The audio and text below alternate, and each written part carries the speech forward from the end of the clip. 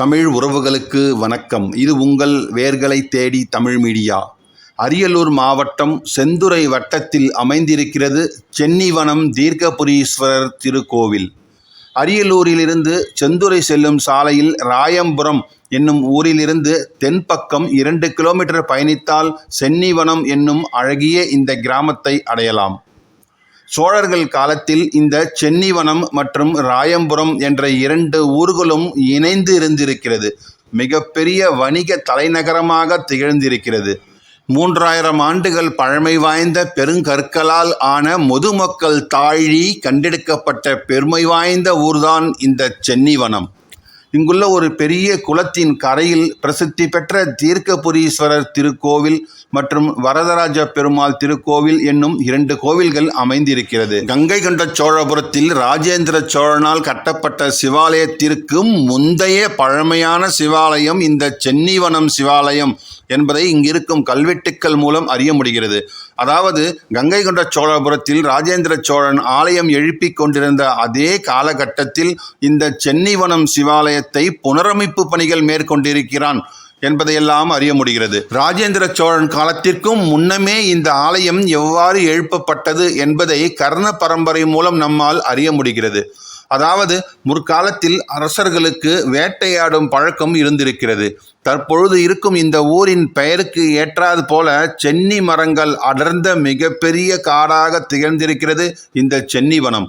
இந்த நாட்டினை ஆண்டு வந்த குறுநில மன்னனுக்கு காலப்போக்கில் தீராத பெருவியாதி உண்டானதாகவும் அரண்மனையிலேயே அவன் வெகு நாட்கள் அடங்கி ஒடுங்கி இருந்தமையால் வெறுப்புற்று தாமும் வீரர்களுடன் வேட்டைக்கு வந்ததாகவும் அந்த பகுதிக்கு வந்தவுடன் ஒரு மரத்தடியில் அந்த அரசரை உட்கார வைத்துவிட்டு வீரர்கள் எல்லாம் வேட்டைக்காக அடர்ந்த காட்டுப்பகுதிக்குள் சென்றிருக்கிறார்கள். மாலை நேரம் வரை விலங்குகள் எதுவும் கிடைக்காததால் அந்த அரசனுக்கு தண்ணீர் தாகம் அதிகமாக இருந்திருக்கிறது. தாம் கொண்டு வந்த தண்ணீர் காலியாகி விட்டதால் தண்ணீர் அருந்துவதற்காக சுற்றி முற்றி பார்த்திருக்கிறான் அந்த மன்னன். அருகில் ஒரு சிறிய குட்டை ஒன்று தெரிந்திருக்கிறது. அங்கு சிறிதளவே தண்ணீர் இருந்திருக்கிறது. அந்த குட்டைக்கு அருகில் சென்று புற்களை எல்லாம் நீக்கிவிட்டு 2 கைகளாலும் சிறிதளவு தண்ணீரை அள்ளி குடிக்க முற்பட்ட பொழுது தண்ணீரினை அள்ளிய உடனேயே அவனுடைய 2 கைகளிலும் உள்ள 10 விரல்களும் நீண்டு பழைய நிலைமைக்கு வந்ததாகவும் உடனே கைகள் நிறைய தண்ணீரை அள்ளி அவன் உடல் முழுவதும் தெளித்திருக்கிறான். அதன் பிறகு அவன் உடலில் இருந்த அந்த நோய் அனைத்தும் குணமடைந்து திடகார்த்தமான உடல் அமைப்புடன் பழைய நிலை ஏற்பட்டிருக்கிறது அந்த மன்னனுக்கு. மாலை நேரம் ஆனதும் வீரர்கள் இங்கு வந்து மன்னனை பார்த்து திகைத்து நின்று விட்டிருக்கிறார்கள். அதன் பிறகு அந்த அரசன் தனது பெருவியாதியை நீக்கிய இந்த இடத்திலேயே ஒரு சிவாலயம் எழுப்பியதாகவும் அத்தலத்து இறைவனுக்கு தீராத வியாதியை நீக்கியதால் தீர்க்கபுரீஸ்வரர் என்ற திருநாமத்தை சூட்டியதாகவும் சொல்லப்படுகிறது. இத்தல அன்னைக்கு சொர்ணாம்பிகை என்ற பெயரையும் அந்த மன்னனே சூட்டி வழிபட்டான் என்று சொல்லப்படுகிறது. கிழக்கு நோக்கிய திருக்கோவில். முகப்பில் 5 நிலை ராஜகோபுரம் இருந்ததற்கான கல் ஹாரம் மட்டும் தற்பொழுது இருக்கிறது. ஒரு காலத்தில் இஸ்லாமிய படையெடுப்பின் பொழுது இந்த ராஜகோபுரம் அழிக்கப்பட்டதாக சொல்லப்படுகிறது. இந்த வாயிலை கடந்து உள்ளே சென்றால் 1 ஏக்கருக்கும் அதிகமான பெரிய பரப்பளவில் அமைந்திருக்கிறது திருக்கோவில். இதற்கு அடுத்தது ஒரு 3 நிலை ராஜகோபுரம் ஒன்று அமைந்திருக்கிறது. அதன் முன்னர் உயர்ந்த 16 கால் மண்டபமும் உள்ளது. இந்த மண்டபத்தில் நந்தி மண்டபம், பலிபீடம், உயர்ந்து நிற்கும் செப்பு கொடிமரம் எல்லாம் அமைந்திருக்கிறது. அந்த ராஜகோபுரத்தின் வாயிலில் இருபுறமும் அழகிய வலம்புரி விநாயகரும் முருகப்பெருமானும் அமைந்திருக்கிறார்கள். வடபுற மதிலை ஒட்டியபடி வசந்த மண்டபமும் அமைந்திருக்கிறது. 3 நிலை ராஜகோபுரத்தை தாண்டியவுடன் அகன்ற முகப்பு மண்டபம் அமைந்திருக்கிறது. இடதுபுறம் சிறிய மண்டபம் போன்ற சன்னதியில் விநாயகர் அருள் புரிகிறார்.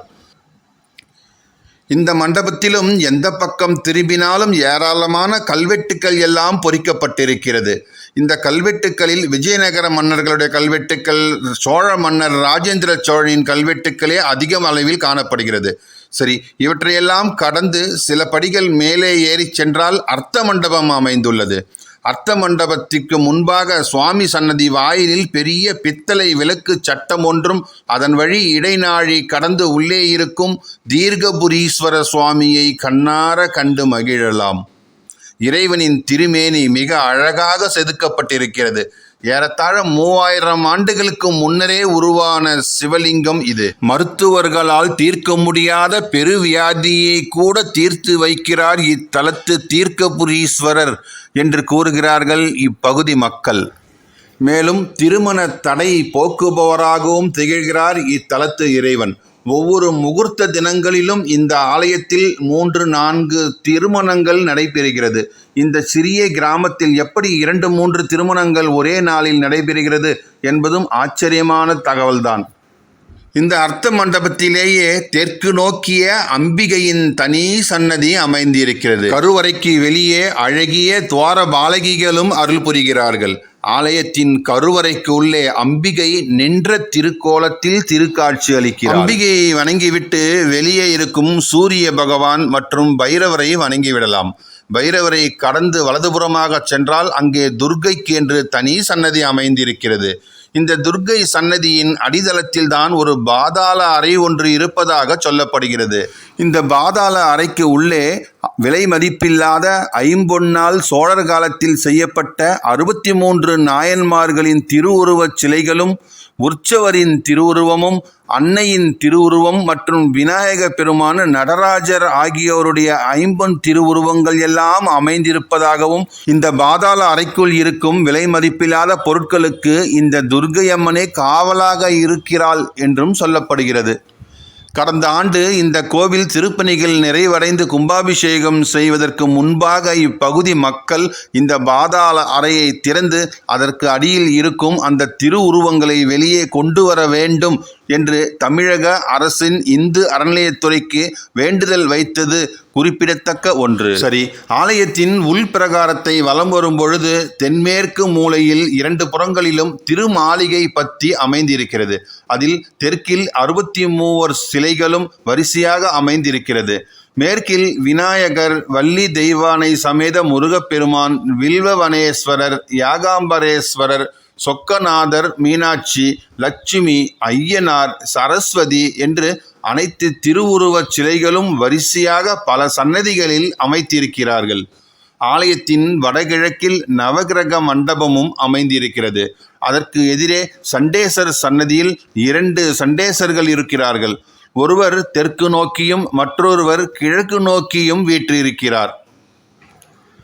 ஆலயத்தின் கருவறை கோஷ்டங்களில் விநாயகர், தட்சணாமூர்த்தி, லிங்கோத்பவர், பிரம்மன், துர்க்கை எல்லோரும் வீற்றிருந்து அருள் புரிகிறார்கள். காணொளியின் துவக்கத்தில் நான் கூறியது போல இந்த ஆலயத்திற்கு அருகாமையிலேயே 2 குளங்கள் அமைந்திருக்கிறது. இந்த ஆலயத்தை உருவாக்கிய அந்த மன்னனுக்கு 2 மனைவிகள். அவர்களுடைய பெயரிலேயே பெரியாயி குளம் மற்றும் சின்னாயி குளம் என்று அந்த 2 குளங்களுக்கும் அந்த மன்னன் பெயர் வைத்திருக்கிறான். இத்தகைய சிறப்பு வாய்ந்த ஆலயத்திற்கு நீங்கள் செல்லும் வாய்ப்பு கிடைத்தால் மறக்காமல் அந்த குளங்களில் இருக்கும் தீர்த்தத்தை எடுத்து நம் தலையில் தெளித்து கொள்ள மறக்கவே கூடாது. கருங்கல் மற்றும் வெள்ளை சுண்ணாம்பு கற்களால் அமைக்கப்பட்டிருக்கும் இந்த சென்னிவனம் சிவாலயத்தில் பல கல்வெட்டுக்கள் எழுதப்பட்டிருக்கிறது.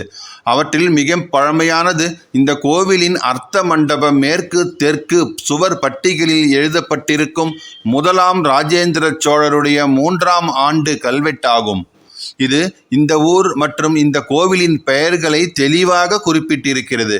வடகரை ராஜேந்திர சிங்கவள நாட்டு மேல் காரைக்காட்டு சென்னிவள கூற்றத்து நெடுவாயிலான வீர சோழ நல்லூர் என்றும், இந்த ஊர் திருச்சென்னிவளமுடைய மகாதேவர் என்றும் இத்தலத்து இறைவனின் திருநாமங்கள் எல்லாம் பொறிக்கப்பட்டிருக்கிறது அந்த கல்வெட்டுக்களில்.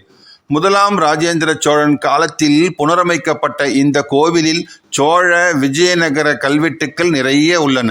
சந்தா சாஹிப் படையெடுப்பிற்கு பயந்து பல ஐம்பொன் சிலைகள் எல்லாம் இந்த கோவிலில் உள்ள பாதாள அறையில் வைத்து மூடப்பட்டதாகவும் இங்கிருக்கும் ஒரு கல்வெட்டு கூறுகிறது. இந்த ஆலயத்திற்கு பேருந்து மூலம் வர விரும்பும் அன்பர்கள் அரியலூரில் இருந்து புறப்படும் செந்துறை பேருந்துகள் மூலமாக ராயம்புரம் என்னும் ஊருக்கு வந்து அங்கிருந்து 2 கிலோமீட்டர் நடந்து சென்று இந்த ஆலயத்தை அடையலாம். அல்லது ராயம்புரத்தில் இருந்து ஆட்டோ மூலமாகவும் சென்னிவனம் ஆலயத்தை அடையலாம். தினசரி காலை 7:30 மணி முதல் 11:30 மணி வரையிலும், மாலை 4:30 மணி முதல் இரவு 8:30 மணி வரையிலும் ஆலயத்தின் நடை திறக்கப்பட்டிருக்கும். முகூர்த்த தினங்களில் இந்த ஆலயம் பகல் நேரம் முழுவதும் நடை திறந்தே இருக்கும் என்பதை தெரிவித்துக் கொண்டு உங்களிடமிருந்து விடைபெறுகிறேன். இந்த காணொளி உங்களுக்கு பிடித்திருந்தால் லைக் பண்ணுங்க, ஷேர் பண்ணுங்க, மறக்காம உங்கள் கருத்துக்களை கமெண்ட் பாக்ஸில் கமெண்ட் பண்ணுங்க. நன்றி, வணக்கம்.